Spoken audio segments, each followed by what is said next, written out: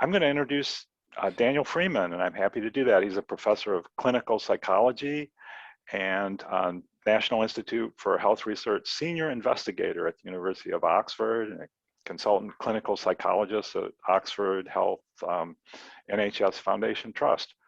His research is focused on using psychological theory to develop more powerful psychological treatments, such as the Feeling Safe program that we'll be talking about today. He's also involved in a lot of interesting work that we won't have time to talk about today, like exploring ways people can learn to feel safe while they confront their fears in virtual reality. He's the winner of the 2020 British Psychological Society President's Award for distinguished contributions to psychological knowledge, and he also works to educate the public. For example, he presented the BBC Radio 4 series, A History of Delusions. So without further ado, I'll turn it over to Daniel. Thank you, Ron, and thank you, Ron, very much for the invite. This would be a pleasure to be speaking to everyone today, and thank you, Leah, for looking after us. And I noticed in the chat someone is on a ship mid-Atlantic. It's amazing to also attend a lecture. If you need a ship's lecture, I'm very happy to join. The work I'm going to talk about today has been long in the making for me. It's work that's really I've been wanting to ever since I started being a psychologist. When I first saw patients diagnosed with psychosis back in the 1990s, the idea that you would talk about the content of delusions was not accepted, and I was very lucky to work with people who were developing the first generation cognitive behavioral therapies for psychosis and encouraging people to talk about their experiences, and that changed so much. But even at the time, I suppose my ambition always was, well, what's the best way of doing it? Once actually it's recognized, as it should be, that one should be talking about these experiences, what's the best way to do it for the benefit of the person? And that's always been my ambition, and Feeling Safe program, which I'm going to talk about today, is a key step and marker along the way where I feel that actually we're starting to get the sorts of benefits for people that I hoped. As you'll see, there's still a lot more work to do, but I think hopefully you'll see that there's been, or at least a demonstration of the potential step change in outcomes. Now, the very best way of knowing what the Feeling Safe program is hearing from someone who's had it. So I'm going to start by playing a video of someone who was involved in the recent randomized controlled trial about Feeling Safe.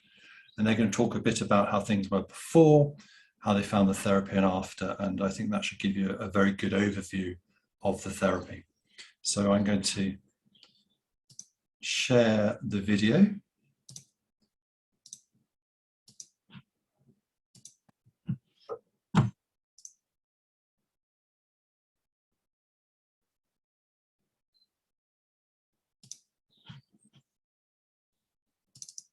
And I'm hoping it should play.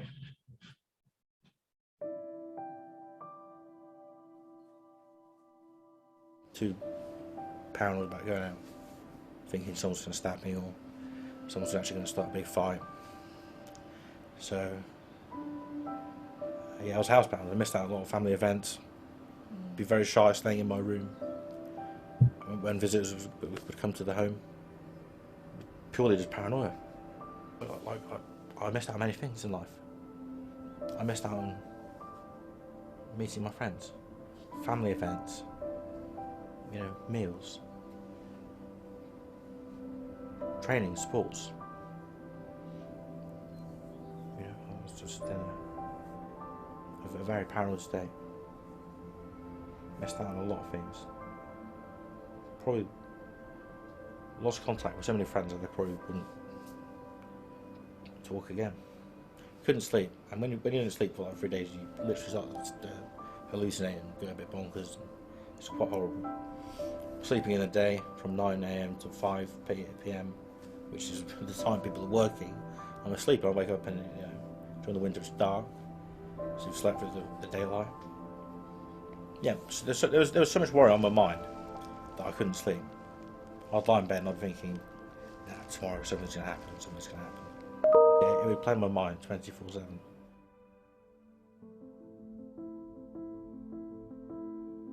I was referred to the Feeling Safe study, and it took a lot of persuasion for me to start, but I thought I would give it a go.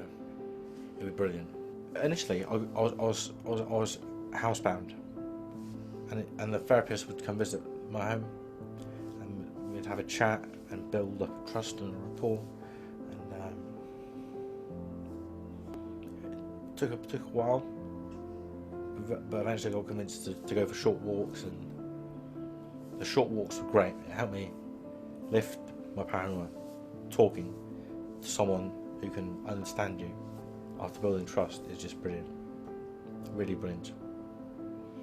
The sleep therapy was, yeah, that part of the Feeling Safe study was superb. Go in bed, 5 a.m, awake 1 p.m, and slowly cut it back by doing more things and activities in the day. Building confidence. Another big factor of what the therapist helped with for the Feeling Safe study. Building confidence, yeah, and being active in the day. Because then the reward is a better sleep. That's the reward. It makes a massive difference on feeling paranoid if you have good sleep. It changed dramatically when I was advised on safety and reducing stress and anxiety and just calming down, and at the same time being advised and like rewiring my brain to, you know, feel safe and understand why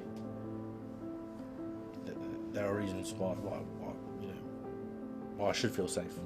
And I kind of had a bit of an epiphany in my mind where I thought, I'm around so many people, I don't feel angry or paranoid. I actually genuinely do feel safe.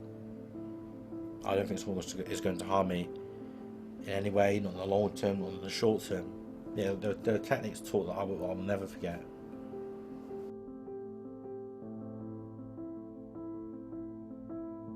I feel very safe. After a life-changing study for me, I feel very, very, very safe. It worked. Yeah, it really did. It helped massively. You know, get better sleep, feel more confident, be more active in the day, an active life, a great life again. I feel genuinely inside, I feel very, very happy. Yeah, it's profoundly changed my life entirely. It's been a life-changing experience. I don't have to worry anymore about people potentially attacking me or thinking with someone has a weapon in their pocket. That's all kind of like floated away. But living a safer life is more enjoyable.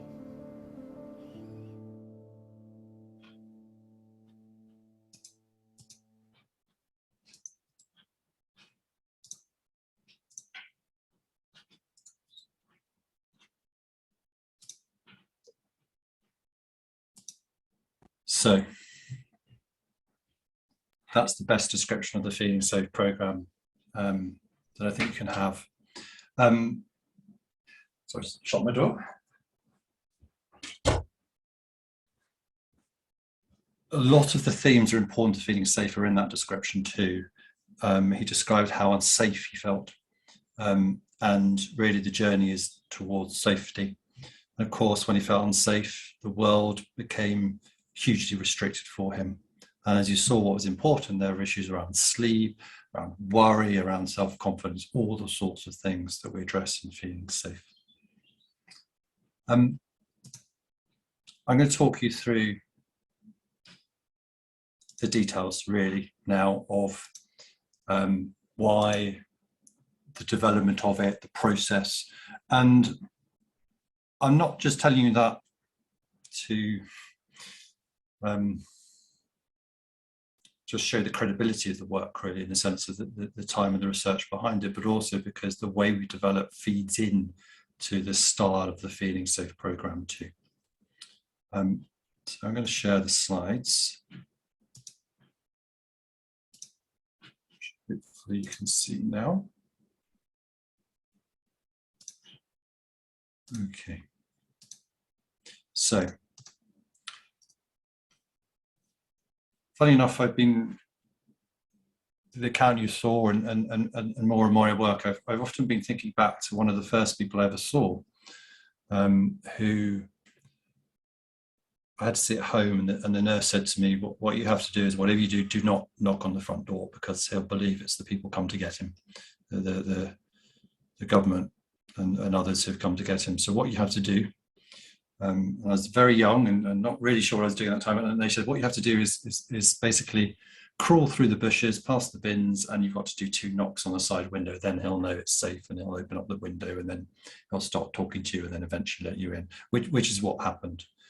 But basically the person's life had become so restricted, he was rarely going out, mainly staying inside, and that's where the whole feelings of threat and feeling unsafe had left him.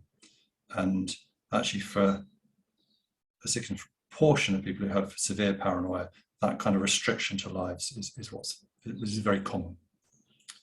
Now the challenge really that, like the person in the video, but also the person who visits at home, they'd had many other treatments before and antipsychotic medication, some of them had psychological therapy. Now obviously these are treatments that work, and they help a proportion of patients very well. But there's still many, many patients who are left feeling extremely unsafe despite current treatments. And for 2/3 of patients with antipsychotic medication do not even see a halving of psychiatric symptoms. And with standard CBT for psychosis, 90% when it's added to antipsychotic medication don't even see a halving of symptoms. So there's still a lot of improvement for people despite current treatments. And then of course there's problems of side effects and uptake of medication and issues of the availability and the complexity for the implementation of psychological therapies. So the ambition that I had was to improve the outcomes, the treatment, psychological treatment. And part of that has been recognizing that schizophrenia actually comprises multiple different experiences, and there's certainly factor analysis studies showing there's separate psychotic experiences. Of course, there's going to be a degree of overlapping causation across mental health, but also because they are different, there'll be a degree of difference. And therefore, when trying to improve treatment outcomes, one thing is just having greater precision in what you're trying to do, and therefore focus on one discrete experience that's common in people with psychosis and also inherently distressing. So that's the focus on severe paranoia, persecutory delusions. And it's a group that needs better treatment. So this is looking at psychological well-being, and it shows that about half of patients with persecutory delusions in the context of psychosis are in the bottom 2.5% of the population for general psychological well-being. We need to do better for patients with these difficulties. And there's lots of terminology floating around in this area. Just to be clear, when I'm talking about persecutory delusions, I'm talking particularly about beliefs strongly held but inaccurate, that others have the intention to cause the person harm. So that's what I'm talking about. The development process has been well over a decade, and there's been a number of steps within this. So firstly, it's been going back and developing a better psychological understanding of severe paranoia that's useful for therapy. With a recognition there is no one cause of delusions. It's often multiple things coming together that may vary across individuals. So the idea was to develop a treatment for each of the main factors resulting in delusions. And not only identify the factor and the treatment, but also think how best to deliver it, best therapeutic style. And then for each treatment element, test out whether we can change that psychological process and whether it has the knock-on benefit to the delusion. And that's called an interventionist causal approach. So it's a very careful way of building up a treatment. So we know, if we include anything in the full series, that we know that we can change the mechanism we're targeting, and that will have effect on the paranoia. So we've done a number of studies testing out each element of treatment. We also have tried to show that actually these are treatment types that people want, because no matter how good your treatment is, if people don't want it, it's useless. We then spent time working out how to combine the different elements. We then tested in a full treatment in a case series, and then last year, as I'll talk about, tested in a full randomized controlled trial.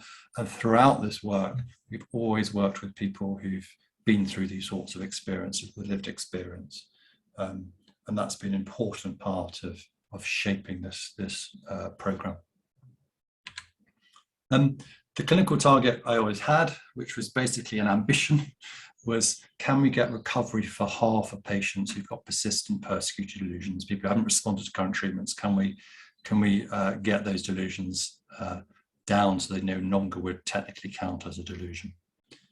That's not the way we describe it, though, to people. We see these are the real goals. We want people to feel safer, happier, and getting back doing more of the things they want to be doing. That's what the Feeling Safe program is all about.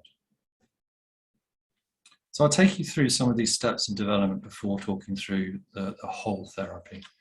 The theoretical understanding of persecutory delusions, of what I would call severe paranoia, is that arises from normal processes that all of us use every day to decide whether to trust or mistrust. If we use our credit card, if we walk down a certain street, if we're around other people, want to share confidence, if we get on public transport, we always are making judgments about trust and mistrust.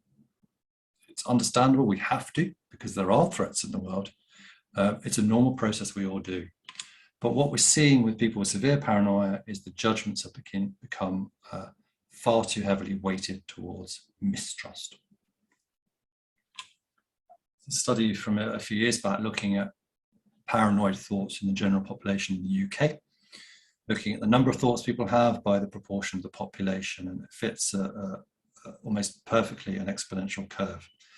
Many people have a few paranoid thoughts, a few people have many. So there'll be people in the survey who have diagnosis of psychosis, but there's no sort of them and us. There's a distribution across the whole population. And this shows it very nicely. It's work by Angelica Ronald, who's at Birkbeck, looking at the heritability of paranoia, and in this work with 5,000 adolescent twin pairs, showing that about half can be attributed to genes and about half to the environment, the things that happen to us. And of course, paranoia is much more likely when people have been bad to us. It's obviously going to skew how we view the world. But what I've tried to build in for Feeling Safe really is the psychological process that we can, that are common. So they're there in most patients with persecutory delusions, but also ones that we know we can potentially treat and that people would like treated. So the model is in essence, at the heart of it is the idea that someone has an inaccurate threat belief. And then there's 5 key maintenance factors. Firstly, worry, because worry brings implausible ideas to mind, elaborates them, keeps the ideas in mind and makes it more distressing. The paranoia builds upon negative self-beliefs. When we feel low in self-esteem, we often feel different, odd, apart, inferior to other people, and therefore in a position of vulnerability. And paranoia flourishes on vulnerability. But it also builds on a range of anomalous experiences, such as hearing voices. Sometimes voices will tell the person they are vulnerable or that there are attacks. So that feeds in informational value. And then when people don't sleep well, that's going to make people worry more, feel more worse about themselves, and bring on voices and other experiences more. And then the fifth key factor is that people use defense behaviors. When people feel threatened, understandably, defenses go up. We avoid places, and even if we're in them, we do lots of things that we think will keep us safe, but actually they keep us locked into our fears, and I'll talk about that a bit later. So at the heart of a persecutory delusion is a feeling of threat.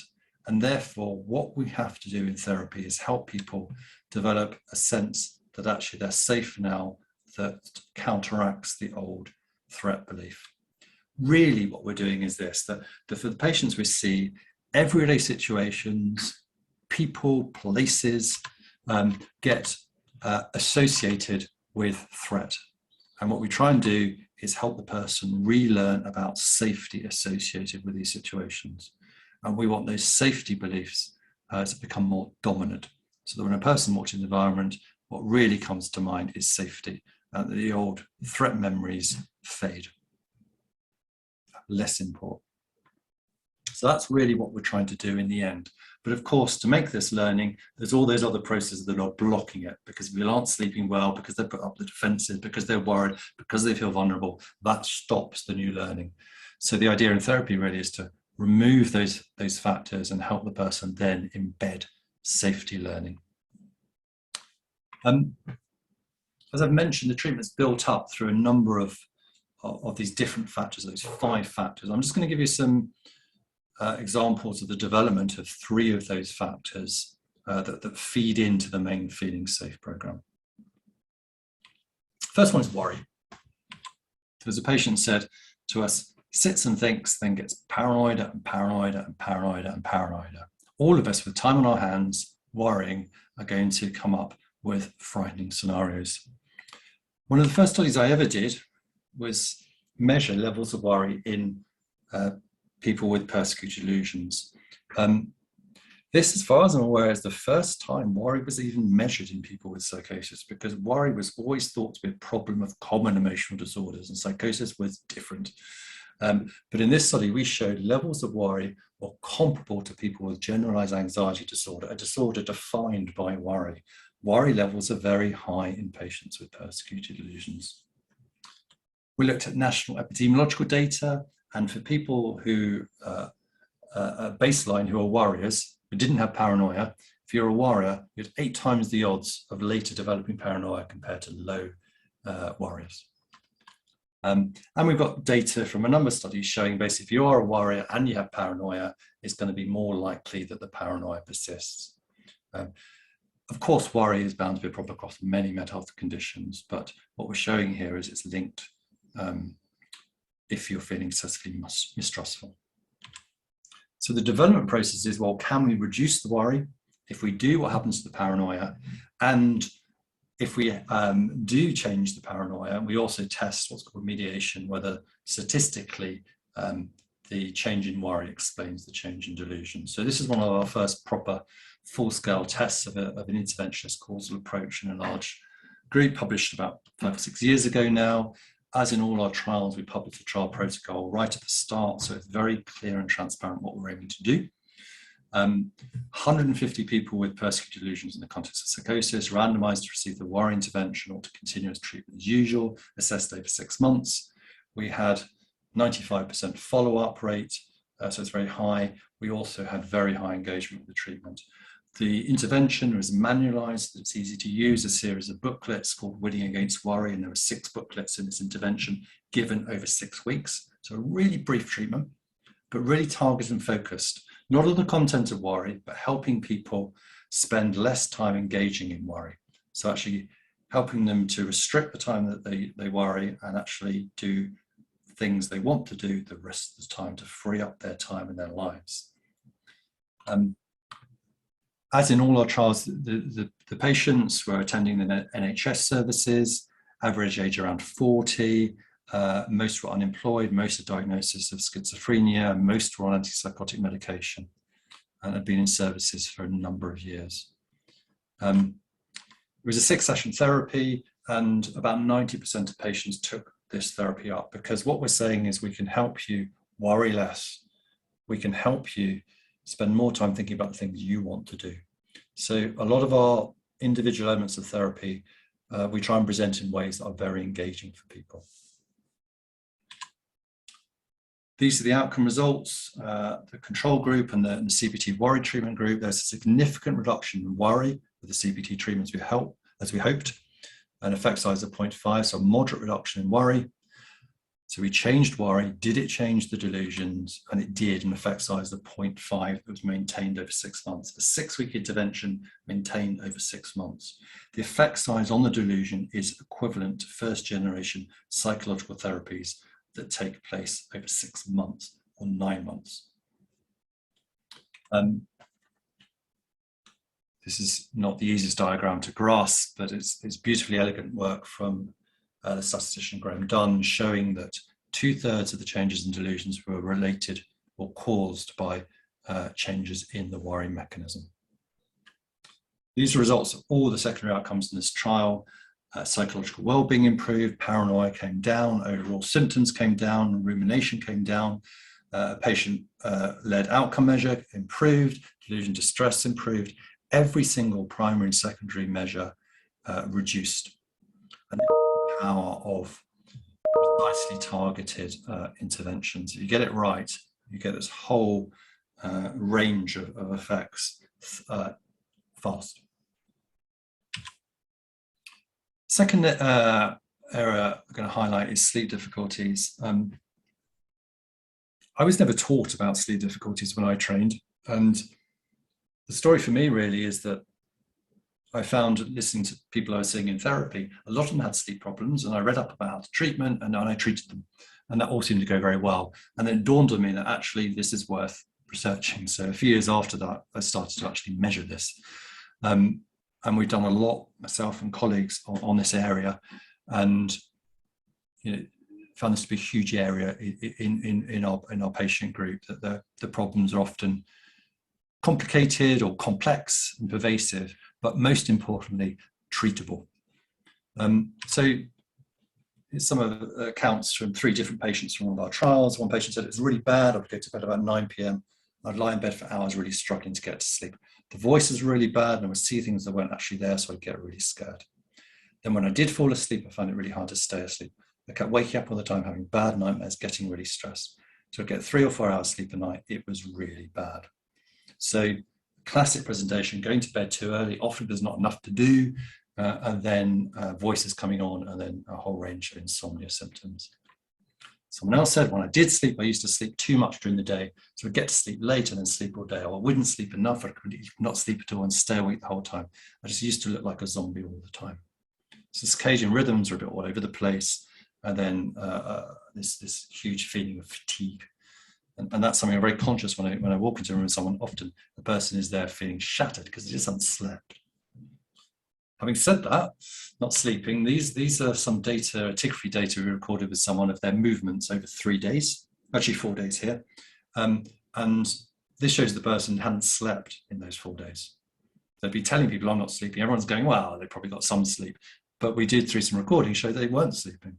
They would then crash to bed for a day or so, but for sometimes they were just up for days on end. I mentioned sort of that this is the first study I did in it, just some routine data collection looking at the prevalence of insomnia in patients with persecutory delusions.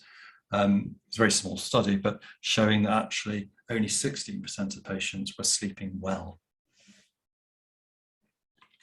So we then carried out a randomized controlled trial treating sleep problems. Again, published the trial protocol before. This was a small pilot study with 50 patients, followed up over six months, had a 8-session worry insomnia treatment that we modified, and I'll give you some details about that in a moment, and blind assessments. The effect sizes on insomnia from this trial were about 1.9. This is a large effect size reduction in insomnia. We're getting people sleeping better over the course of the sessions. So at the beginning of the trial, no patient had normal sleep. They had insomnia at the beginning. And then post-treatment, 40% of the CBG group and just 4% of the control group had normal sleep at the end. And the effect size was still large at follow-up. So really large improvements in sleep. What did it do to the delusions? We got an effect size reduction on the delusions about 0.2, but it's a very small study, so we could not be sure whether it was improving the delusions or not. And similarly on the paranoia, an effect size of 0.2. And this is such a small study, we didn't know whether it really definitely reduced the delusions.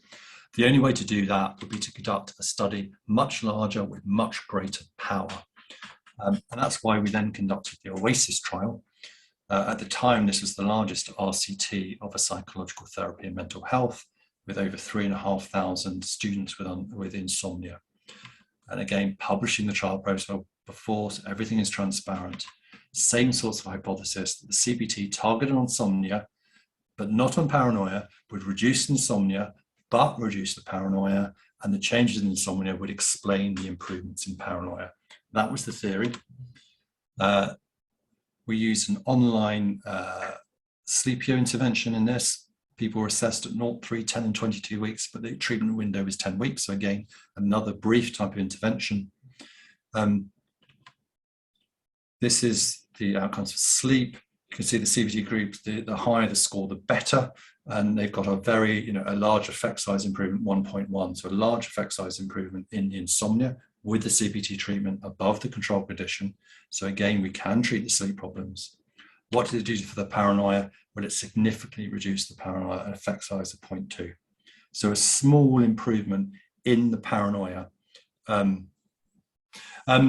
So we did very clearly show, because there was enough people in this trial, that we're absolutely sure that if you improve the insomnia in this student group, it's non-clinical paranoia, but it certainly reduced their levels of paranoia, and exactly the same effect size as in the patient group. And in our mediation analysis, we showed that changes in insomnia by 3 weeks explained about 1/3 of the changes in paranoia at 10 weeks, and that insomnia at 10 weeks, changes in that explained about 60% of changes in paranoia post-treatment. And there was little evidence of any reverse causation there.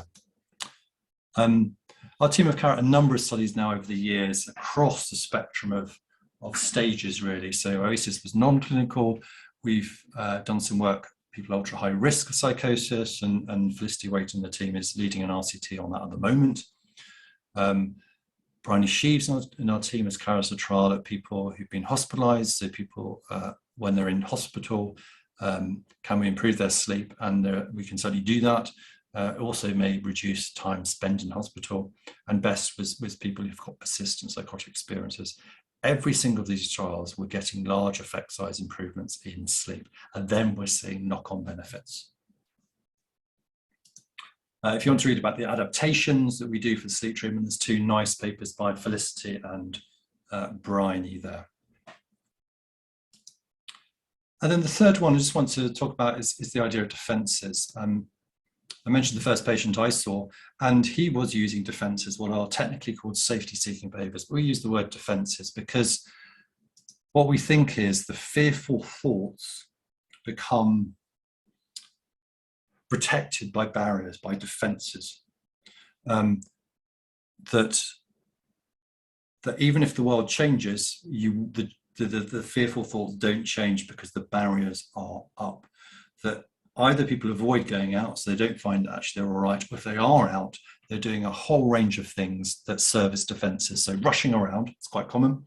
One of the most common, avoiding eye contact, being inconspicuous, keeping their exits, leaving early, all those things. And the person says, I didn't get harmed because I didn't go there, because I rushed around, because I got out early. All those things maintain the fears, the defenses. Pretty much every patient with persecutory delusion uses defenses. Avoidance is the most common, but lots of things, what we call situation behaviors too. So we carried out a test looking at a simple exposure model. If you just get people going back to that situation, does that work? And we tested that against a cognitive therapy approach, which is about dropping the defenses and enable proper testing of the fearful thoughts. And we assumed, or we hoped, expected that the dropping the defenses will lead to greater reduction in the delusions, but also less distress in real world situations. There was a twist to this work because we did the exposure work and the cognitive therapy work in virtual reality in a study published in 2016. The work was carried out in half a day for each person. So at the beginning of the day, we rated their persecutory delusion. The person also went to a real world situation that they feared, for example, a local shop, for example, and rated their distress. They then came in for just half an hour in VR in a virtual train and a virtual lift, each with different gradations of difficulty. So they'd have 4 to 5 minutes in each of these different 7 scenarios. I'll give you a blended version of our train. This is back in 2010, this was designed. The first version would have no people on it in this tube, based on the London Underground.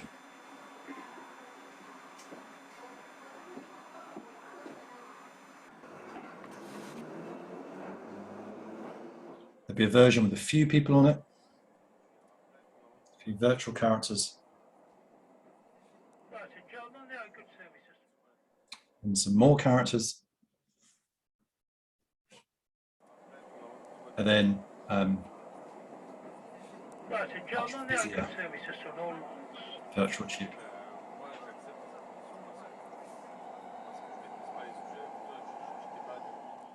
And there was a lift scene. There's one with a couple of characters. They would all look at you as you walked in. There was a version with about 4 people in it. Okay, and they look at you as you walk in and you spend some time in there. And then this is the scariest lift of all.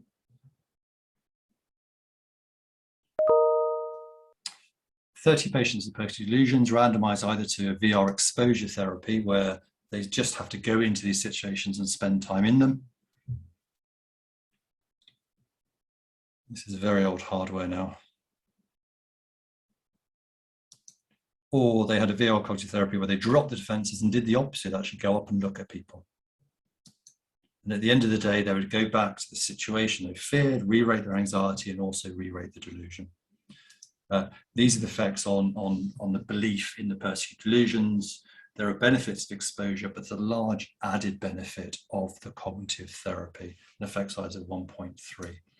7 patients after just half an hour of this particular therapy no longer met the criterion for actually having a delusion. And it also led to large reductions in real-world distress above exposure. Exposure helps, but dropping the defenses adds much greater further benefit. That's 3 examples of the sorts of things we treat in feeling safe. We wanted to make sure that they are common and they are what people want treated. We did a survey in the NHS of almost 1,000 patients, showing that 80% of this group have levels of worry comparable to people with generalized anxiety disorder. 2/3 may meet the criteria for insomnia. 78% have the equivalent of agoraphobia. And you can see high rates of all the factors we target in treatment. Patients will also like these treated. And overall, what we found is that almost everyone with severe paranoia had at least one of the factors in the model present, and just only a slightly lower amount of people also had something there that they wanted treatment that fitted with the model. So we think we have a nice match between theory and what people want. So we wanted to bring this work all together. And this is one of our patients who described, when I first got referred to the Feeling Safe project, I have to admit I was very dubious as to whether it'd be worth the time or effort, as previous therapies I'd had seemed to focus on raking up the past and talking about trivial matters that were upsetting me on any given day. I thought there'd probably be more of the same, and if I'm honest, I didn't think I'd get any real benefit from it. So we have to remember that many of our patients we see initially are feeling demoralized and rather hopeless about whether change is possible. So we do lots of things in our style of therapy to trying to counteract that. We share our values with the people we see, which I'll go through very briefly, but we really believe in the people we see. We feel they've had some knockbacks, but they've got lots of potential, and we believe that everyone we see can really flourish. And we tell people that. We tell people also we want to be respectful. We'll only do things they want to do. But with the caveat is that the therapy relies on a spirit discovery, that actually we do want people to try things. And that actually we want people to try things in daily life, that actually to make real change, you have to change what people do in the situations that trouble them. And that we're very focused on changing things currently and the future, but we don't tend to go over the past so much. We can acknowledge its role, but actually we want to change things in the here and now. And we're also very explicit that we do think that people's problems are not typically caused by one thing. There's a number of things coming together, and we deal with that by sorting out one thing at a time and then moving on to the next thing. We base our work on the science, and we want to be alongside the person we're working with. If I have an image of feeling safe, it's of a therapist and the person with lived experience walking along together outside, side by side. We're optimistic. We give control and choice to people we see. We suggest the things within Feeling Safe that people might want to work on, and we give the choice to them about what they want to work on in what order. We simplify messages. We provide lots of accounts from other people who've been through these things. We make changes quickly, and we monitor progress closely. Just highlighting a few things. This is a picture of the hospital where I'm now, at the Warnford Hospital here. What happens most times for people in psychiatric services, at times of crisis, or they're brought away from the situations that are troubling them, and that makes sense sometimes, but actually, of course, it doesn't deal with the problems in the situations directly at the time, or people are given medication, or there's a lot of talking therapy where people don't go outside. Our view is to try and get outside as much as possible. We will sometimes just talk and walk and talk, but also if someone's having difficulties getting on a bus, going to a local group, doing activity, we will go there alongside the person to help them get through it the first times. So we're very active. It's a very action-oriented therapy. And also the alternative explanation is set up. The alternative explanation is simply, maybe you're safer now. Maybe you're safe enough to do the things you want to do, safe enough. That's what we really test. Let's find out whether you're safe enough. We're not about disputing the past. We're not really about disputing the paranoia itself. We're saying, let's really work around the safety and find out whether that's the most accurate representation of how things are now. It's with a therapist, but there's all the modules are written up as booklets. There's just over 30 booklets. Case series showed really large effect sizes, about 2.3. These are very, very large. The recent trial, proper randomized control, was published last year. 130 patients with persistent persecutory delusions. And what we did, we gave people either the Feeling Safe program or Befriending with the same therapist. So most comparisons of cognitive behavior therapy with psychosis, which is a good therapy, but it's only compared normally to treatment as usual. We did a harder, more rigorous test. We tested Feeling Safe against Befriending with the same therapist, controlling therefore for the non-specific benefits of seeing a therapist. In previous studies, CBT hasn't beaten Befriending because Befriending is really good. It works. We're very sure it works, but we wanted to see whether Feeling Safe was even better. Patients were followed up over a year, so Feeling Safe was provided over 6 months. Again, very high follow-up rates, really high uptake of Feeling Safe. So 64 people were allocated to it, only 62 didn't take up at least 6 sessions. These are the outcomes, and the effect sizes are all above Befriending. Befriending helps, but Feeling Safe has large benefits at 6 months and 12 months above Befriending. The chances of having a halving of delusion severity were 7.7 times greater, almost 8 times greater with Feeling Safe than Befriending. Half our patients, this is exactly what we hoped for when we first designed Feeling Safe, had recovery in the persecutory delusion. Another quarter got moderate benefit, and probably a quarter didn't benefit from Feeling Safe. We looked at adverse events, and again, there was no evidence of an increase in adverse events with Feeling Safe. So the summary is, what we're seeing in the Feeling Safe program is large clinical benefits, even above those of a different type of psychological therapy. And there are also knock-on benefits above Befriending in psychological well-being and overall paranoia and quality of life, although more modest than the persecutory delusion change that was particularly targeted.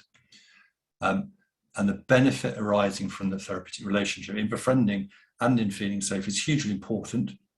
But if you get the techniques right with people, you get added significant large benefits. What I think we're seeing here is real cause for optimism. We're seeing the largest treatment effects I think there's been in the literature on persecutory delusion. But of course, it doesn't work for everyone. And even for people who benefits, there's room for more benefits. And then there's a huge issue that at the moment is not really available. So we've got a lot to do, but I do think this is a step change in outcomes. And as Claire went on to say, I honestly can say that this type of therapy has been a massive game changer in my life. Although I was skeptical, my life has changed massively. The Feeling Safe program should have a nickname of a game changer. So that is a quick introduction to the Feeling Safe program. I shall stop sharing slides, and hopefully we may have some questions at this point. Yeah, well, thanks very much. Some of the, let's see, where do I start?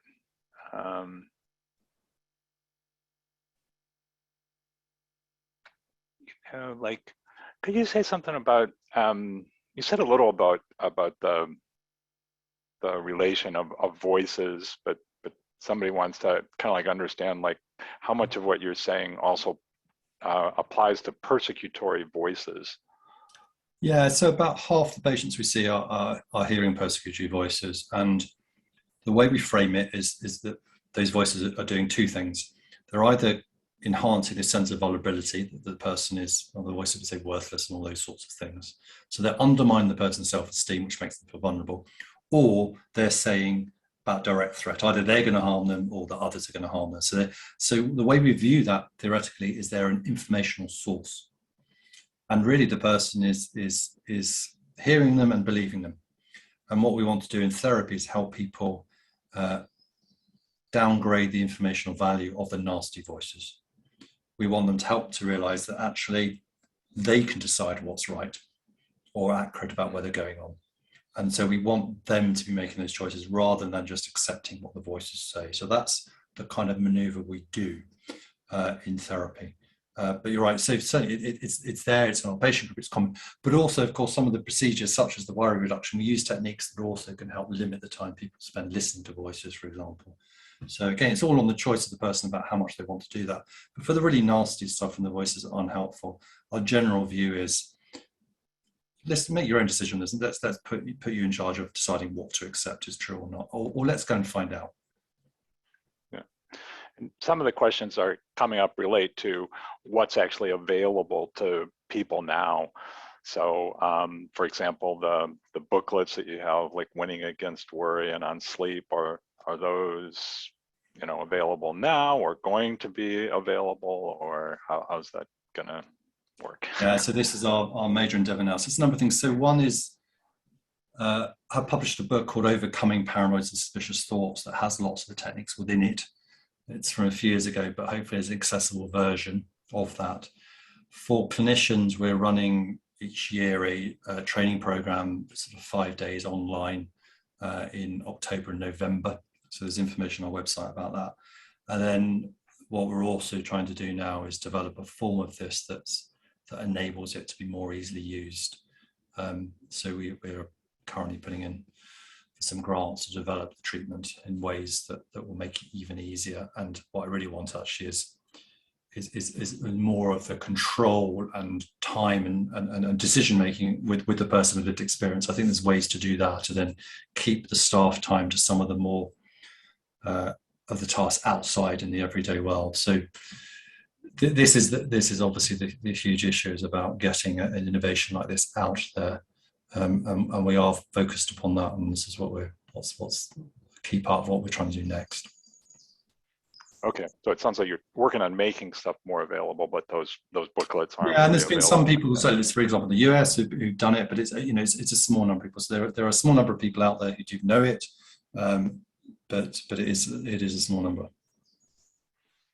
And then there's also a question about the virtual reality technology. Is that available at all for people, to clinicians to use? Yeah, so well, just drop me a line. So we're announcing we have a big project called Game Change, which is publishing probably in about a month's time. We've finished a large trial with that. That is going to be available via a university Oxford spin-out company called Oxford VR. So there are ways of getting hold of that. I'm hoping in a month or so that people will hear about this, because we'll obviously be publicising the results. But you're welcome to drop me a line, and I can put you in contact with Oxford VR about that. So that's what we've developed there is different from what I showed you. We've been developing automated VR treatments, particularly about helping people get out of their houses, exactly like the chap who I first met, it's exactly for those patients who are finding it hard to even leave the home. So we have an automated VR therapy that does help people get back and re-engaging into some everyday situations. Okay. Someone has a question, is this a one therapist per patient or a team approach? And is there any problems with people getting overly attached to their therapist? Yeah, great question. So when we piloted this in the case series, we did a lot of swapping therapists by by modules. So someone might work on worry, a different therapist for sleep. And that worked well. So obviously, it might be thought as breaking some rules, but actually it was fine because we explained why. This therapist is really good at helping people sleep, so you can work with that person. So we used to do a lot of that. Less so in the trial, just because of the practicalities. But we would certainly involve assistants, and the person's absolutely right about this. We have to make sure that even if we're alongside a person, that in the end, the person owns it. It can't be about the therapist. So we obviously make sure there are tasks set between sessions to enable the person to do stuff on their own, because that's crucial. But we definitely try and involve other members of the team, particularly assistants. Typically it's an assistant with a clinical site. I will often go in as well for review meetings to keep everything ticking along. And we also definitely have weekly supervision in the team so that we can look at how people are getting on and we can see how we can do better. So there is definitely a lot of monitoring. It's an intensive therapy. It isn't just see a person once every week. We are, with the person's permission, of course, sometimes seeing them more often, maybe texting, calling. If someone's doing a behavioral task without us, we might be calling them before it and after it, and sometimes during it. We are really helping people. We're there as much as possible. It is intensive, but we think that's probably better than diluting it, where then you just get less benefits for everyone, where I think actually you'll get greater benefits if you concentrate it and help people really push on. Yeah, that's great. Someone says they work in an inpatient hospital setting, and what elements can be most effective in that setting, as they can't go outside much except to a garden on the property. For example, one person's worried that people who she believes pursue her outside the hospital are using the bodies of other patients to continue to pursue her inside the hospital.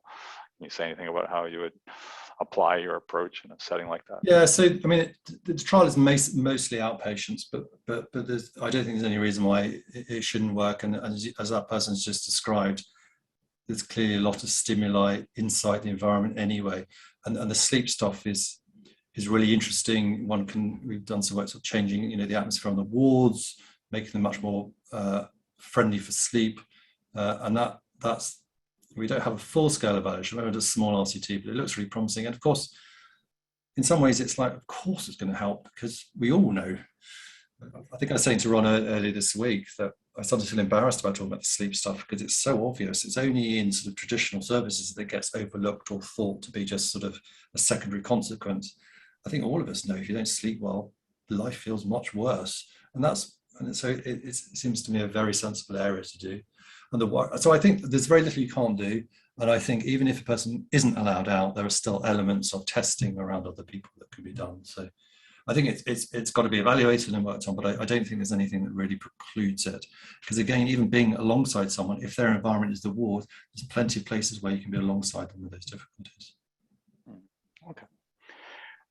Anything about how you might address somebody who doesn't really, maybe isn't very aware of their what might be called symptoms, or doesn't really think they have an illness or problem? Yeah, so issues about insight or whatever isn't an issue for us.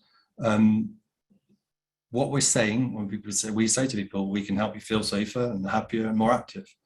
We can help you sleep better. We can help you feel more confident about yourself. We can help you worry less. That's the way we pitch things, and that normally resonates with most people. It's not saying everyone. Of course, there are some people who won't want any help, and they'll just be saying it's completely to do with the persecutors. But even when people do that, we can say, yeah, but it's affecting your sleep, isn't it? Yes, we can help you sleep. So we try and present it in a way that's not getting into, we don't go here, we're giving you therapy for paranoia, for delusions. We're saying that the sorts of things I said, and we find that engages a lot of people. I'm not saying it engages everyone, but we get very high engagement rates because, well, who wouldn't want to feel more self-confident? Who wouldn't sign up for that? And if you're not sleeping well, that's such a good sell. It's really good because you can get really good effects. It's an area that's very normalizing. Everyone realizes lots of other people have sleep problems. It's not everyone realizes that. And it's sort of not on difficult territory. And it's a really good way of engaging a person, showing you're listening to them, sorting something out. It's going to have knock-on benefits. But more than anything, it does the relationship therapy a lot. You get people's trust through doing really good sleep work. And it's all to know. If you've had a difficulty sleeping, someone helps you sleep, you're going to appreciate that. Sure. Yeah. I don't know if you did much working with families, or if you have any plan for adapting this to help families, help people, or anything like that. Yeah, we tried as much as possible. I mean, a lot of people in our trial were isolated, and there wasn't really, but we will always a negotiation with the person we see. But if the family is around, then we will sometimes there'll be a partner in the room in every session, because that's what the person wants. We made sure we've checked out very carefully that's what they want, and they're on board and they're helping. Some other times it might be that actually there's some difficulties in the family, and we might do a joint session to begin to help that. So the family stuff obviously is crucially important. Often if there is a family there, that's one of the main environments people are in. So it's helpful to have those conversations with respect to what the person wants. I'm all for that. I think if you can integrate, that's great. There's a team in the Netherlands who are combining feeling safe with peer support work as well, to see whether that combination is helpful. So yeah, I don't think it has to preclude other approaches, and even the model, it's not covering everything that the person presents with, and if someone is also having panic attacks and other things, we'll treat that, or there's trauma memories coming back, we'll work on that. So these issues are obviously more complex than one solution, and bringing in other things, particularly if that's needed for a person, then we would do that. So I would be flexible about that. Okay. Do you have any sense of why it doesn't work for some people, and does it have anything to do with the severity of the problems at baseline? Yeah, great question. So it's not to do with severity baseline, we're sure about that. We're also very sure that as therapists, we cannot predict. If we ask any of our therapists, and I'm just as bad as anyone else, none of us know at the beginning. We can guess, we're almost wrong. In our trials, one stage we thought, well, it's the people who are really angry about the perpetrators, because that seems quite difficult. So we measured anger, and that didn't predict. And I think probably because it's even more subtle than that. If it's anger, it's a particular type, particular reason. So we've not got any moderation. We can't predict. We can't do it as a team of therapists, and our data isn't showing it either. And of course, that's good. If effect sizes are large, that's good. But absolutely, there is more work to be done, because there are people we are not benefiting who need help. And as I said before, there are some benefits, you get some benefits, but not enough. So there is more that we can do. I think there are some areas that we work on. I think we could do better as therapists, and with how we approach it. So there is development work to do. Yeah, but no, we struggle on that very question. Okay. Related to that, it looks like someone was curious if cognitive flexibility made a difference in treatment effects, such as with autism or ASD diagnoses. I'm trying to remember some of our results on this. What I can certainly remember feeling safe is that one of the ways it works is increasing a general flexibility about the paranoid thoughts. But of course, in some ways, that's so closely tied to what you're targeting treatment. I don't think we have a cognitive flexibility task in feeling safe. We had working memory, which didn't moderate outcomes. It is a plausible hypothesis there. I don't think we really had a way of testing it. I think we might have had jumping to conclusions in there. Memory is going on this at the moment, but it would make some sense. But I don't have an answer on that of feeling safe. Yeah, I suppose it probably depends on the measure and quite what one is capturing.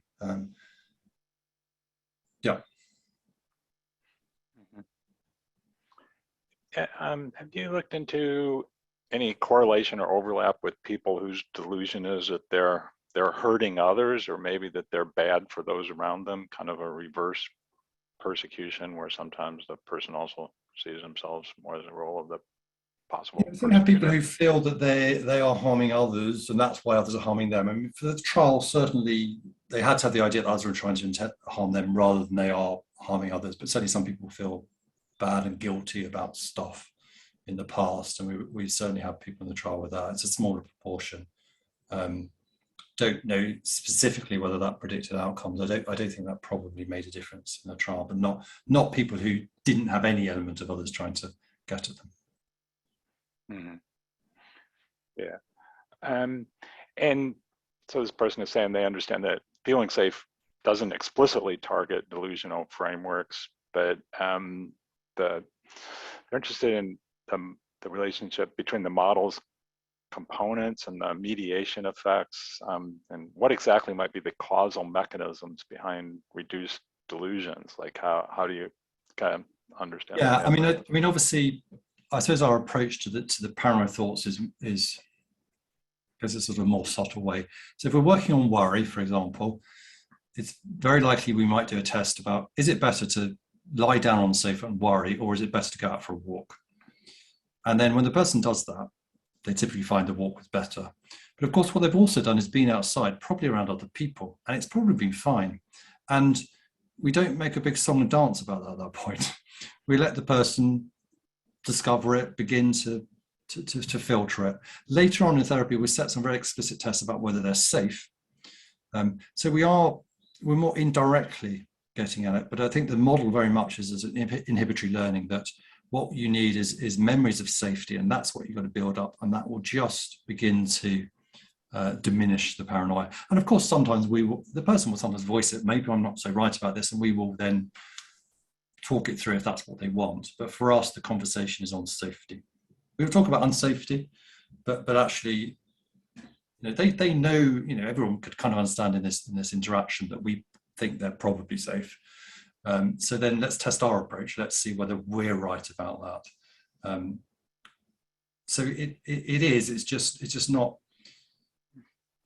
being too hectoring about this. I just think none of us really change our minds when someone is arguing with us in a way, and any way you can avoid that dynamic, I think is good therapy. And therefore it's a spirit of discovery, particularly discovery around safety. And of course, if that's right, that is a weight off people's shoulders. And of course, we don't know what happened in the past. Some stuff bad probably has happened in the past for many patients, but this is a way of then moving forward from there. The paper, we do have some mediation tests in there. A lot of it is about actually reducing vulnerability beliefs. The sort of flexibility stuff did come up a bit, possibility mistaken. It's a kind of, it's not quite psychological flexibility. It's a form of, but it's very tied to the delusion about whether you think you might be mistaken, or there's alternative explanations. So there's some of that.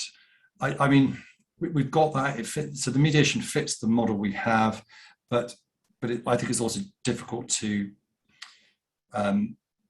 compare different components, because you have to remember that actually people get slightly different treatments depending on whether they have a problem, and also the measurement sensitivity across different issues is probably different as well. So I get less competitive about that. The things we expect to change. They change more if you have that module. If you have sleep problems, they're more likely to change if you have the sleep module. But of course, then that wouldn't be then if compared to something that everyone got, that would be lower on the percentage of mediation.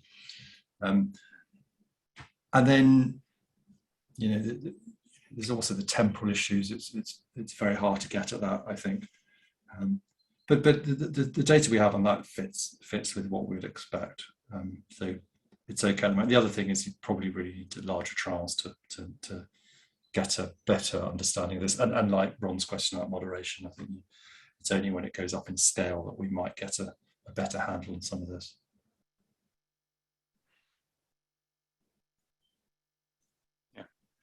Let's see. Somebody has a question about like whether you address fear of trusting others and maybe help people figure out how to make friends or something like that, make real friends. Yeah, no, we do. I mean, that's what we encourage, you know, for the people that they are around and family members, we try and make sure that they have better time with them. And they, you know, obviously when systems are stressed, there's less good activity. So we'll work on that. And yeah, I think for a lot of people, they do want connection. They've lost connections with others. And they want that back, understandably. So that does feature a lot, I think, in the activities where in all of this, it's framed, the treatment works through activity, and a lot of activity is social because for many people, that's a great source of meaning. You know, the ultimate goal for us is that people we see are engaged in things that are meaningful to them, and then they're not thinking about the mistrust. They're engaged in meaningful activity, and often that's social. And all of us, that's typically the best psychological state any of us get is when we're doing that sort of stuff. So that's the vehicle really of change. The tricky bit is, of course, if people can't identify things they want to do, or it's just too difficult to make those steps, and then things get harder. Can you talk a bit about working with people who might be using substances, including marijuana? Yeah, I mean, we certainly have people who are doing that. That's never been a moderator again in our studies. We don't, if the primary issue is that, and that's the primary thing that needs treatment, then they wouldn't come into the trial. But many people are having usage of that. And then, you know, that's part of the art of therapy, isn't it? Really managing that. It's doing the sessions at the right time. Often people will also be kind of recognizing the need to cut down on some of these things or the way they're using it. So we'll work with that. Yeah, it's certainly not uncommon that that's part of the picture. I mean, I think that's one of the things that people see, that there's a whole number of other stuff going on. I suppose the therapeutic danger, not danger is maybe the wrong word, but the problem can be often some of patients have so many different things you want to work on. You do lots of little bits on lots of things. And I think our approach is slow down, sort out one thing, work on that, sort out that, then move on to the next thing. Because otherwise one just slips around a bit in therapy and doesn't do enough well. So our general view is do one thing well firstly, and then just nail that, and then do another thing. So that's the approach we deal with the complexity of what we see with our patient group, rather than easily getting too diverted, which I certainly did as a therapist at first, and I think that probably still goes on because you have complicated formulations, lots of variables. Therapists like doing that, like complicated formulations, but actually I think that can be confusing to present, but also can lead to therapy drifting off to lots of different issues where you've got to pick the key things and then get change in that. I wonder if you can say anything about examples of how you overcome that, because that is such a tendency as a therapist.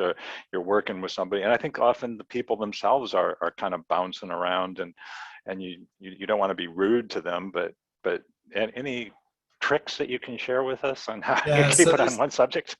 Yeah, no, those values that I shared, they're in the first booklets, and we will say them out loud. You know, we will say the way to deal with lots of problems is just one thing at a time. And I think that takes the weight off the persons in the room as well. We acknowledge that stuff, so, you know, we make sure we hear it and we will listen, but actually we will say, actually for these sessions, let's sort out the sleep, we can come on to the other stuff. That's not to say that there aren't a small number of instances where you start a model on one thing and everyone realizes perhaps that wasn't the best pick. Maybe we need to shift to something else. That's possible, and it happens a little bit. But no, we're just upfront about it. This is what we found works. It's a way of, we appreciate there's going to be a number of things, but generally we find, and because we said that from the off, people know it. And then, yeah, sometimes people are bringing it. We would say, yeah, we can spend a little bit of time in the session if you want going on that, but actually we're going to make sure most of the time is sorting out this thing that we agree to work on a bit. So any of these issues, we just share why we're doing that approach. So we're not trying to be disrespectful. So we're not trying to be disrespectful, but generally it's probably best to really focus on this one thing first, get that, and then we can come to that other issue. Unless, of course, the other one is just overtaken. And that's not to say, of course, there isn't a crisis in someone's life where there's, you know, the loss of benefits or whatever. We would definitely shift and sort out that, you know, any crisis thing or whatever important you would do, you use your clinical judgment. On the whole, the rest of it is let's try this approach of just keeping on one track. We'll, after 6 weeks, we'll review it, see how. So it's just that, really. Okay. So regarding the sleep improvement, would you describe what you do as similar to what people call sleep hygiene, or would you say there are additional components? Yeah, a lot. We talk about pro-sleep behaviors a little bit more. Our general view that lists of do's and don'ts don't go down so well. So we think about the things that will facilitate. But generally, the model is 3 factors in sleep, really. One is that you've got to build up the pressure for sleep. So that's one factor. Second thing, obviously, that you've got to be in a state of arousal, which is low enough that you can sleep, because sleep is the opposite of being, you know, anxious and alert and aroused. It's about being calm. And the third thing is really about the sleep windows, that we sleep better in particular times of the day and of rhythms. So the strategy is really, obviously it depends on the assessment of what particular problem is, but it's typically set the right sleep patterns, only be in bed when you're sleepy tired and falling asleep. So we use stimulus control, so not being in bed longer than about 15-30 minutes, otherwise getting out and only going to bed again. So you learn to associate bed with sleep, and then a wind down routine. All of this does depend on the problems. That's a sort of a classic insomnia bit. If someone's sleeping during the day, then gradually you're shifting week by week the time people are getting up. So you do it in small amounts, because it's like jet lag. It takes a while for a person to get used to it.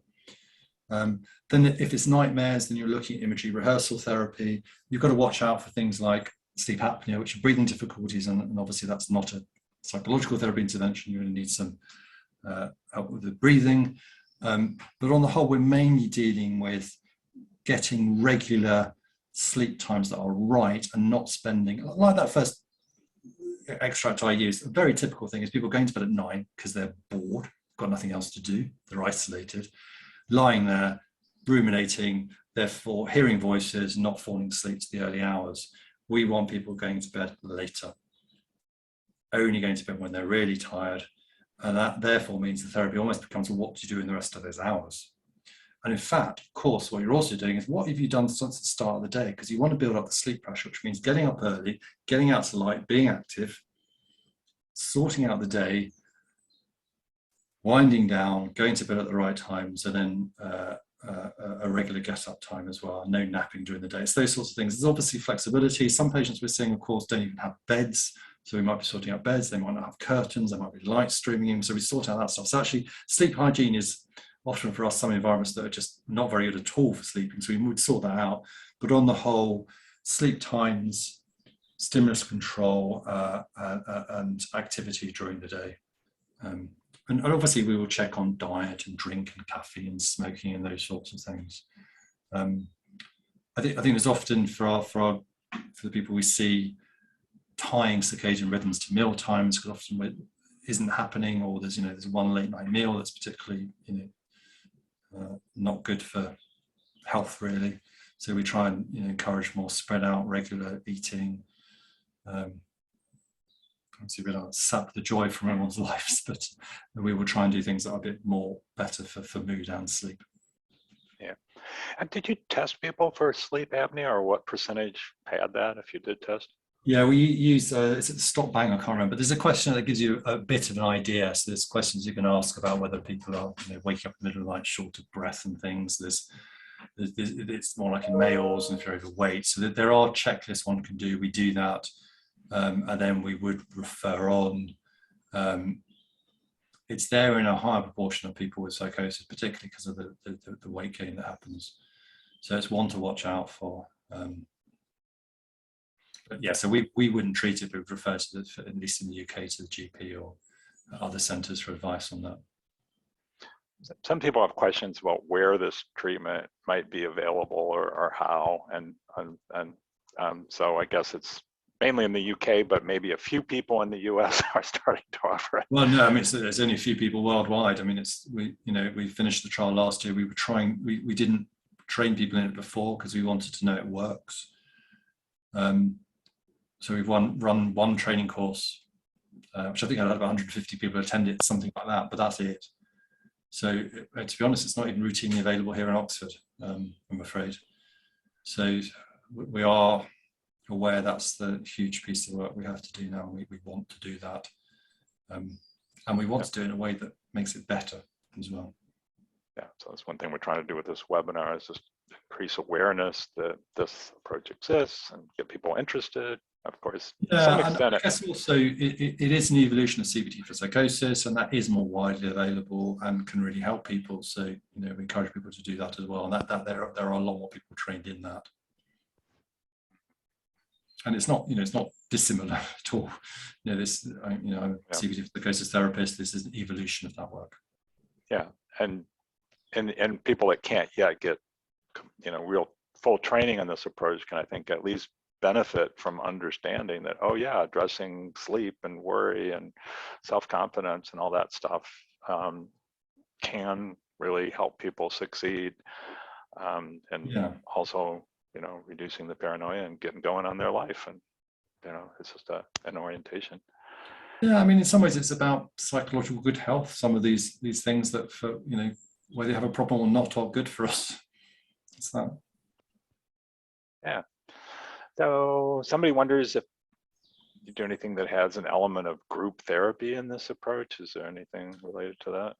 No, we haven't done that. There's certainly been like tests of some of the worry work in groups. The general view probably that groups alone is not the best way of doing that. In some ways, the people we see need that individual attention, individual help getting back doing stuff. I mean, I think there are merits of groups, for meeting people and hearing the stories and getting the narratives, all of that.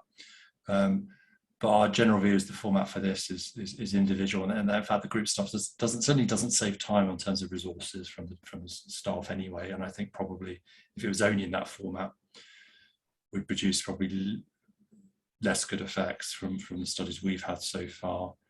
I mean, obviously in an ideal world, you'd have a bit of both would be good. An additional group work to do that would be amazing, but we haven't done that yet.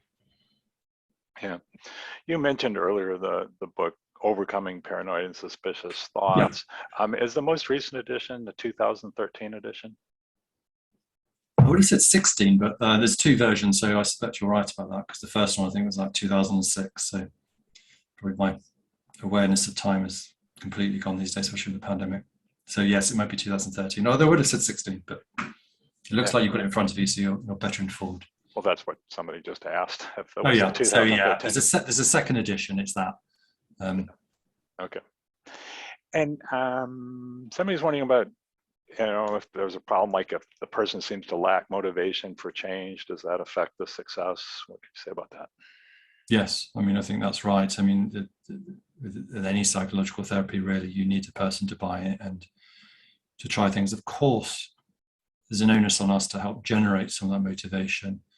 But if someone really doesn't want to try stuff, that is going to make it hard. I mean, there's no way around that. And I think that some of the people who come to mind who didn't do so well, I think it's people where we didn't connect enough to find those interests for them. So I think that's probably, it is through activity. And if you can't get that initiated, then the therapy is going to be very tricky. I think that's the case. So everything we do in our messaging and the way we frame things is trying to increase that. And we try and, elicit from the person their strengths, the things that give them meaning and value, and try and find activities that fit that. But we don't always succeed in that. Someone wonders if you have a plan for a longitudinal study to see the impact on things like returning to work or school. And, do you have any thoughts about that or plans? Yeah, I mean, I'd love to do that. I mean, I think obviously for those things, you're generally going to need a much larger study, which we are we're seeking funding at the moment to do that. And then it would be sensible then to look at the longer term outcomes. we certainly had some people making those changes, but it's only a small number. But pretty much everyone in our group was unemployed to begin with. We've got some changes, but as the person's asking by their question, really, there's an acknowledgement that will take some time. Most often, we're getting people back doing some voluntary work first, and then I know for some people that's moved over now to paid work. But that's a small group, so it makes sense that it'd be more like to happen. But to show that is going to need larger studies, I think, to do that. Sure. Yeah. Somebody wants to know, how do you approach, the person seems to have a lack of engagement with between session practice. You mentioned a few things you try, but anything, like if it just doesn't seem to be happening, what you're approaching? Yeah, so we're always very careful to run through the task in therapy with the therapist first. So we've kind of been alongside them to do that. We will be quite within reason, within flexibility. We'll be pretty firm about the expectation is we'll call you and beforehand if needed before to help you. It's not to say lots of times people don't do tasks, and of course that's understandable. Most of us at times do. There are certain homeworks we just don't do. I mean, I think we just acknowledge that we're flexible, but we try and do everything we can to make it more likely. So we'll run through in detail. We'll do it in a session. We might go there and do it with the person. So we go into the detail. And a lot of these sorts of clinical stuff, often it is the devil is in the detail, is the phrase we're always use. So if something hasn't worked, might be because the technique doesn't work, but 99% of the time it's just because we haven't implemented it as well as we could. We haven't spent the time, we haven't gone through it. So it's getting a bit deeper, it's being more alongside someone. But again, of course, that's not to say there aren't instances of people who just don't do that. Yeah, okay. Is there a good time to do this treatment? Like the person's saying they see different stages that people go through and with their delusions, and the hospital, I guess, where they work at tries so hard to treat it just using medication, and maybe say something about the relationship with the antipsychotic medication, or if somebody's trying to I mean, some people might be trying to come off it. Some people might seem over medicated, and like. Yeah, I mean, I think that's both of those are right. In our case series, the medication definitely came down. A lot of people were then thinking about reducing the medication, and then the sleep stuff. There's obviously the fatigue of that, and often it's about the timing of the medication to try and use that in a way that aligns with sleep, rather than just making a person feel awful during the day. I mean, this is all the art, really, because it's finding the right balance, and we work with the prescribers as well, and of course with the nightmares, some medications related to that, so we will pay attention to that.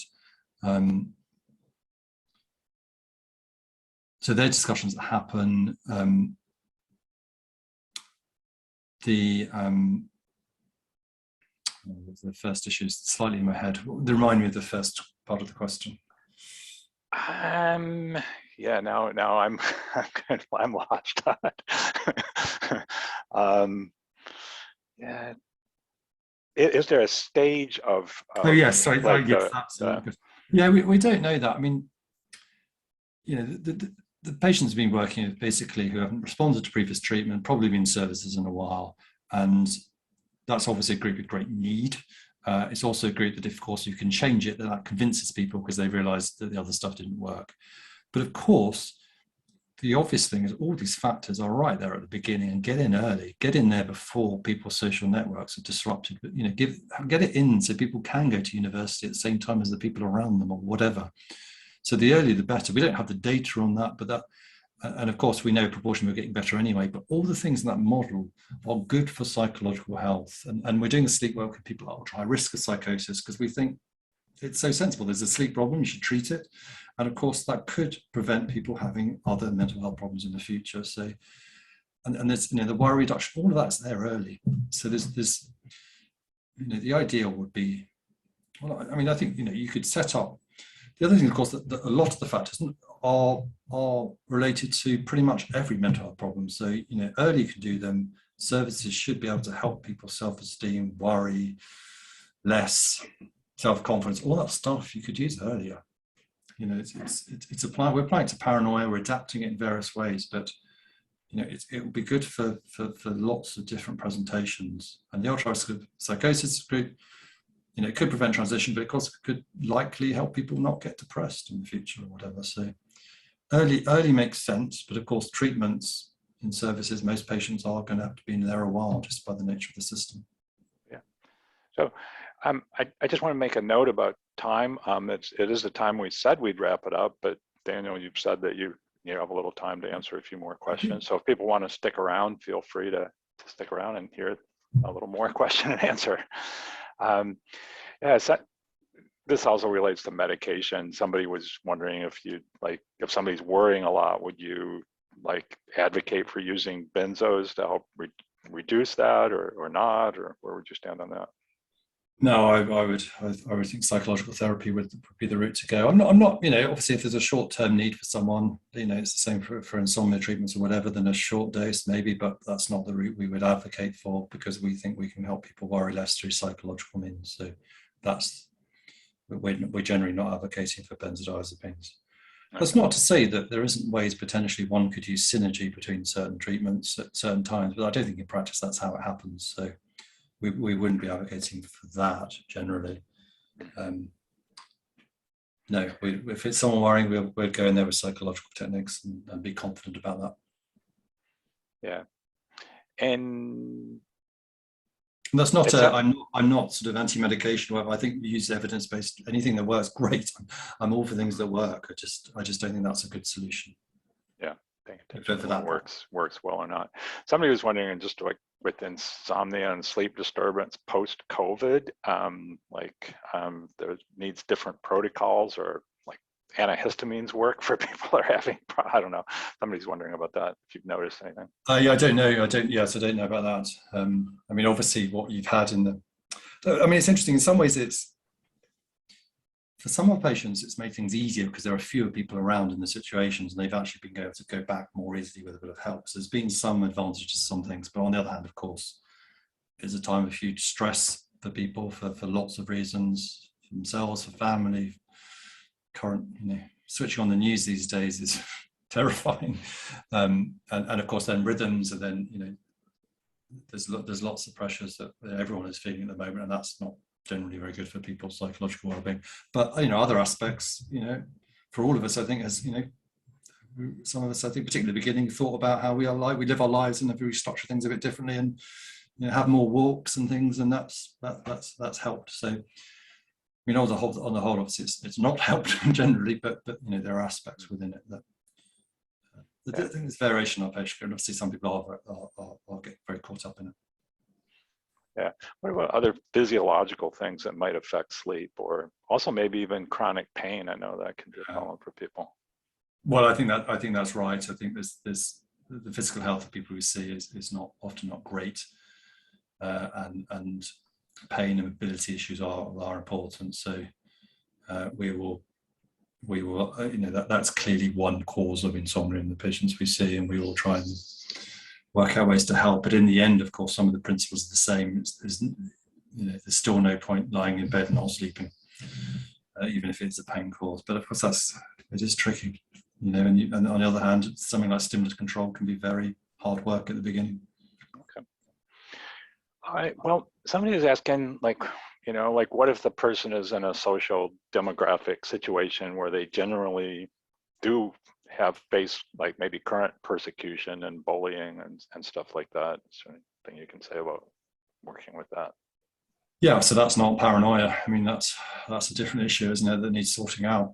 I mean, when we see people, the first, we're not assuming that they're wrong. We want to hear and find out, and often, obviously, the patients we see in services, it seems that some of it isn't right, and that seems likely early on, but sometimes we don't know. So we will find out. But of course, if it really is bullying, then that's a completely different thing. It's not paranoia. The bullying needs to stop. And if there are bad situations like that, then we will help try and resolve that. I mean, there obviously are those things happen. They happen more to the patients we see than other members of the general population. And yes, and even just because sometimes someone gets it wrong some of the time doesn't mean they're not right some of the time too. And you have to be able to hear that. And then some people, live in really, as he's saying, live in places that are dangerous, and that people are knocking on the doors and stealing their money and worse. Mm-hmm. And that's not about worry reduction, although worry won't help you solve that. It's certainly about acting on, sorting that out. Yep. Thanks. There's a couple questions about the befriending comparison group. Did it use the same therapist? Did the befriending condition, would the therapist do things like go for walks with the person, or?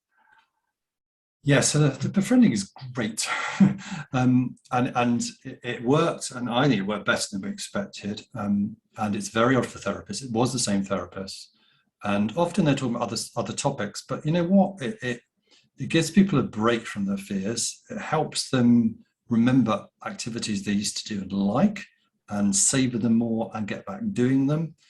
We didn't do so much walking outdoors stuff, but occasionally there would be stuff. People would want to show our therapist stuff. They would go doing some of that. It's powerful. There's no doubt about that. I mean, we could see the changes. We could see people enjoying it, and we think theoretically there's a reason it works, and I think it does help worry reduction. It does help the person build up their self-confidence and their self-respect because they see the other person respecting them and listening, engage. It does switch their mind away from the paranoia. It makes them during the week, I think about the things they might talk about the therapist and do more because of that. So it is good. I mean, it's definitely strange for a therapist not to go in there and intervene on some stuff, but it is a shift in dynamic.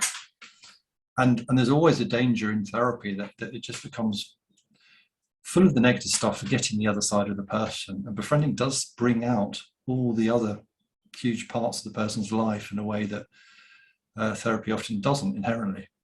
I mean, often the feeling safe, we do really want to hear about the other stuff about the person. When we deal with self-confidence, we are trying to bring out all the other side. But befriending is pretty much devoted to that in a way. So, yeah, it works. It's clear that it works, and it's worked in other trials. So, yeah, it's powerful. For people who might be interested in piloting a program doing this approach, will the training program you offer include opportunities for consulting on an ongoing basis? Yeah, we try and be helpful. Yes, we do. So we're doing some of that with people who've asked. It generally depends how stretched we are at a particular point in time. But yeah, we're trying to help. We want people to be doing this, so we want to try and. So after the course, we've often just done follow-up supervisions and things like that. So we do that. It's also just good engaging with other therapists doing work, isn't it? It's a nice thing to do. So we do some of that. Okay. Someone that wonders, is this approach somehow influenced by the model of therapeutic accompaniment developed in Latin America? And because it seems that it's a creation of a genuine relationship that supports people and using their day-to-day struggles that turns the switch here. Although it doesn't seem to maybe necessarily address where the feelings came from.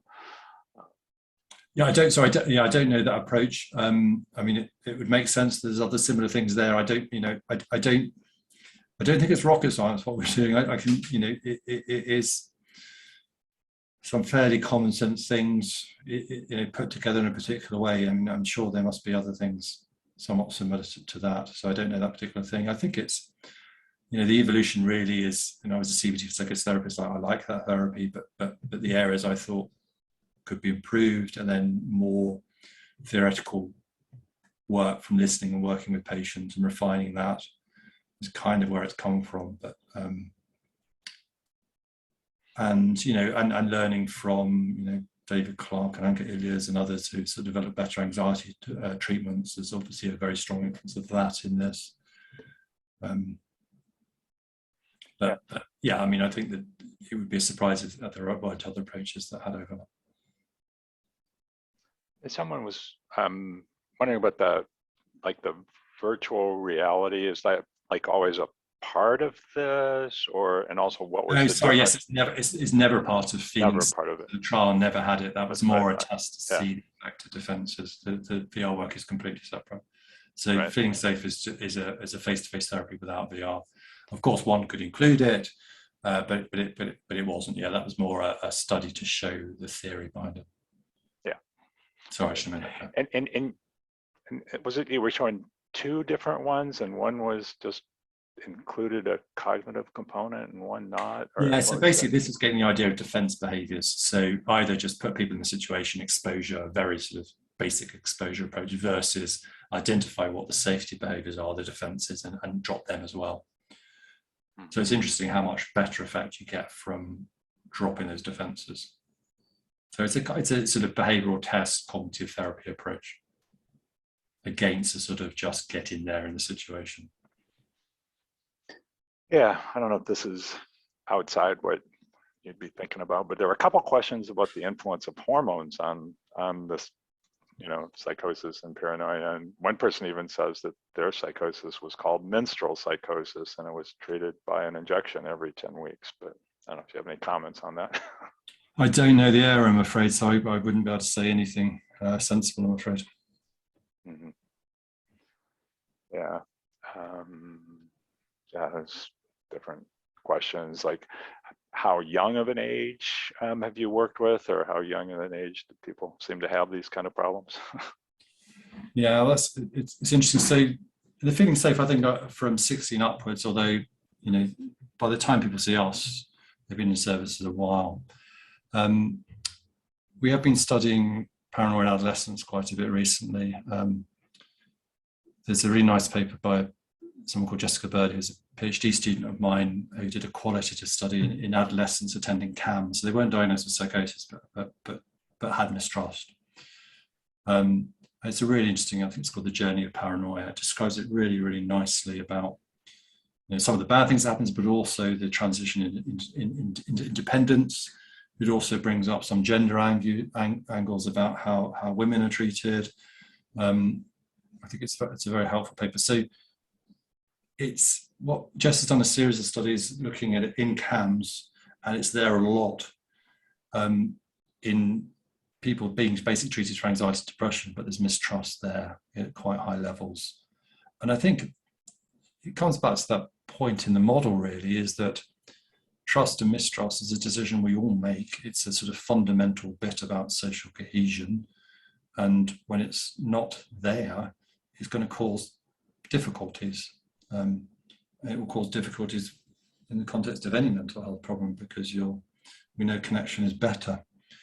So, it seems to be there in adolescence, and that's probably most common in the population at that age. And then for a few people, it's persisting from that. But of course, if you're mistrustful of others and you're young, that's disconnecting you from social support. So that's a problem. We think it's a bit of a corrosive. That's not to say that there aren't many times and places and for particular people where it makes sense to be wary. I'm not, the certain places, if you're living, you're going to have to be wary. But when it becomes too much, or in situations you don't need it, it is a problem. Yeah. So somebody's wondering about if you could say more about the don't worry tips, the tips for dealing with worry, and also they're kind of frustrated that it seems like maybe it's going to be years before this approach is widely available, and they're kind of like wondering like why you can't make the booklets available on the web for everybody to access. So if you could say something about your thoughts about that. Yeah, because there are booklets to guide therapists, but we still think the therapist's role is really important. And what we don't want to do is have materials that don't get used as well as they could, because I think that will dilute the effects and not be so helpful for people. So we still think at this stage, at least the current form, it's with the clinicians. We are working on a version that will depend less on that. So we want to change that. But I think for a lot of people, those booklets may not be so helpful. Some people I think could fly with it, but I think we want to make sure when people get it, they get the best version possible, because that's what people need. there is the Overcoming book that I think sets out the basic principles there. But I absolutely agree. There's more we can do there. We're going to try on that. Yeah. And so I thought, yeah, like one of the main approaches and dealing with worry is just creating a time for worry and then trying not to worry. Yeah, sorry, the worry. Yeah, yeah. Which is written about elsewhere. I mean, it's not like you invented that approach, but no, it didn't. No, I mean, I think that's right. The main approach we do is, in a sense, a view that either implicitly or explicitly, a person is motivated to worry because they think it's keeping themselves safe or protecting them, it helps them understanding. So there's a strong driving belief about the benefits of worry. So really, we help people realize that it leads to a skewed view of the world, and then we use techniques like worry periods to try and help people contain it. So other times that it go, it's not to say never to worry, it's worrying once or twice a day in a set period, but moving on. And of course, that's all easier said than done. So it is the practice, and it's getting into the detail. It's all right telling someone, well, don't worry, just write it down and move on. But that's not going to be enough to shift it. You've got to have practice techniques to respond to do that. And for some people who worry absolutely all the time, sometimes we have to do the opposite, which is about implementing worry-free periods. So it's finding a portion of the day where they don't. So there's different variants of it. And it's exactly one of those things where it sounds simplistic, but actually it's about how you implement it that's crucial, and practice it. Are there any insights from your approach that you would say will apply in mental health crisis intervention? Somebody has that question. Yeah, I mean, obviously it depends how long you've got to work with someone and what the key focus is. And obviously I'm trying to remember now, I don't think we changed suicidal ideation on this in this study. We may not be empowered to do that, but equally weren't working directly with it most of the time, although most of our patients had it. I mean, it comes back to the earlier point, really, in times of crisis, the basics of sleep, for example, and building up self-confidence makes sense. But of course, at the time of crisis, the focus of your intervention is always on the crisis, but the rest of the general mental health and well-being stuff obviously makes sense to implement if one can. I mean, a general view of helping persons sleep better at time of crisis is, it's what family and friends is almost the first thing. Are you sleeping all right? Try and sort that out. And I think if you've got techniques to help people do that at time of crisis, that's good. Yeah, a few people just have questions about, I think, when they have a family member who's just, has a lot of delusions of persecution and are just stuck home and feel tortured. And I don't know if you have any words to offer for that kind of situation. It can be pretty terrible, I know. Yeah, I think some of it is building in the time for the good stuff, because that can get overlooked easily. And it's finding that meaningful activity. It's being about alongside someone. In terms of getting help, often it is around helping the person realize they are feeling anxious or depressed, aren't sleeping well, and getting help for that, and then going from there, rather than directly often saying you're very mistrustful or whatever. Although it's not necessarily the wrong thing to do. I mean, I think you can all say the wrong things at times, and that's fine. We've got to find the right fit for the person there. It's activity for all of us. I think in lives it's activity. So the more you can help a person do that, the better. Yeah. So if anything, it's through that route, I think, that change happens. Do you have anything to say about the effectiveness working with like older adults, 60 plus? Anything different for that population? I don't think so, really. I think it might differ if you get into older age brackets. Potentially, the trial was fairly open. No, I don't have a huge amount to say on that. That you wouldn't know, really. I think if there were memory problems or whatever, one has to then adapt that way. But No, I don't think anything Okay. particularly How fundamental. about for people that are incarcerated, and of course they face, maybe they're paranoid, but also they have lots of danger in this situation. It can be kind of dangerous to be incarcerated. You talk about prison stuff. No, I mean, prison Yeah. is a way to learn paranoia, isn't it? Because even though you may get it wrong, it's a risk in some ways that you're taught to be paranoid often there, aren't you? Because there are so many threats, and you've got to watch your eye contact, and it's better to err on the caution, isn't it? I mean, I think it's just a really difficult place to be. So we may often see people who've come out of prison and then help them relearn other ways of being. I mean, I've not worked directly in prisons, but obviously one can see it's obviously, it depends what it then triggers. If it's then aggression and things like that, then that obviously that's a whole other story, really. And of course that can happen.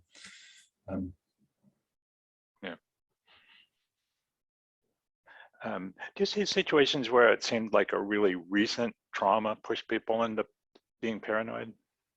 Oh yeah, I mean, yes. I mean, it's clear often some things have started from that, often against the backdrop of some mistrust already for many people. But yeah, no, absolutely. It's always hard to disentangle causation in any mental health problem, but there are times clearly you can see that yes, the person just was treated awfully, and who wouldn't be mistrustful of other people in that situation. It's horrendous, some of the things that happen to the people we see. Yeah, I think that also relates to another question about like when people experience oppression based on being, let's say, an oppressed racial group or something like that, and anything about applying or reaching out with this approach to people from different racial or cultural groups and dealing with the kind of oppression that they face, and in addition to sometimes, like, because like you say, it could be a mixture that the person is experiencing of actual stuff and then stuff they suspect, which maybe isn't true, or some stuff that it can be really hard to figure out whether it's really going on or not. Yes, well, I think that's right. And the things, if you've been treated badly, as many ethnic minority groups have, then of course that's going to be for many people a go-to approach to explain other things. It is going to change how you view the world. That's understandable. We're certainly wanting to do more of that in relation to feeling safe, reaching out to make sure the way we present materials fit better.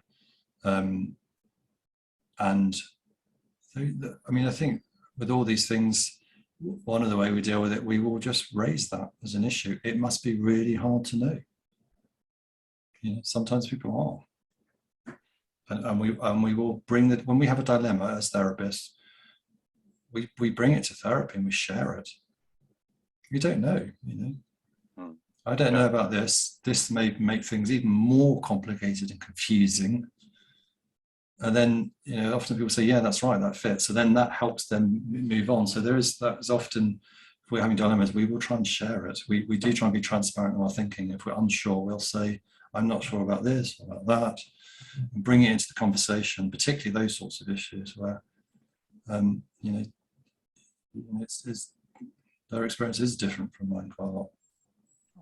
Now, somebody's concerned that like asking about voices might plant a seed and possibly encourage somebody to answer yes when they're not really hearing a voice. Is that something that you worry about?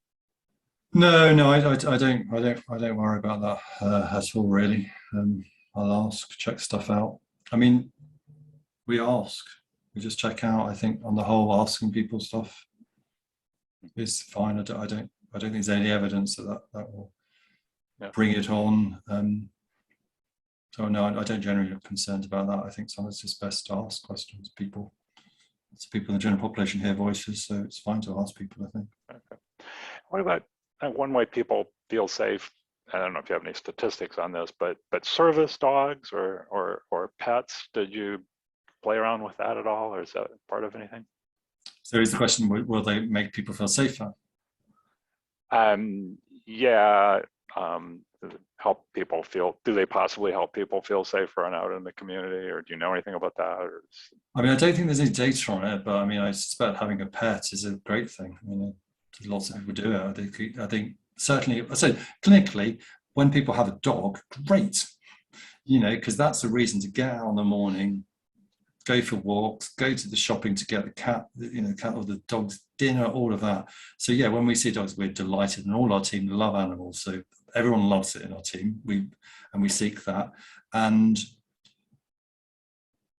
I mean, it does come up under interests. I mean, it's an interesting one because then often, you know, sometimes we see people and they have had a dog, but they're bereaved from the loss of the dog and don't really want to get another one because they don't want that loss. So there's so there's complicated stuff there. We will talk through that, and for some people, it might be actually going out to help at a pet rescue centre, all those sorts of things. So it's clearly a very meaningful area for lots of people in the population, and it's one of our go-tos in terms of thinking about activities. And in our local area, we know all the pet rescue places, we know where all the petting zoos are. All of that is on our list of places to go to, because it's so important to so many people, and you know, it's a good thing. And some of the changes have been when people have got pets. So I've got to get going, but one final question: is your further research funded? Are you doing okay coming up with funding for your research? We're applying now to try and take Feeling Safe forward. So we're in the process. All right, good luck with that, and thanks so much for you know, being here and sharing what you have, and yeah, look forward to seeing your work spread and go more into practice. Thank you. Thank you everyone coming, and great questions. It was really nice to spend time with you.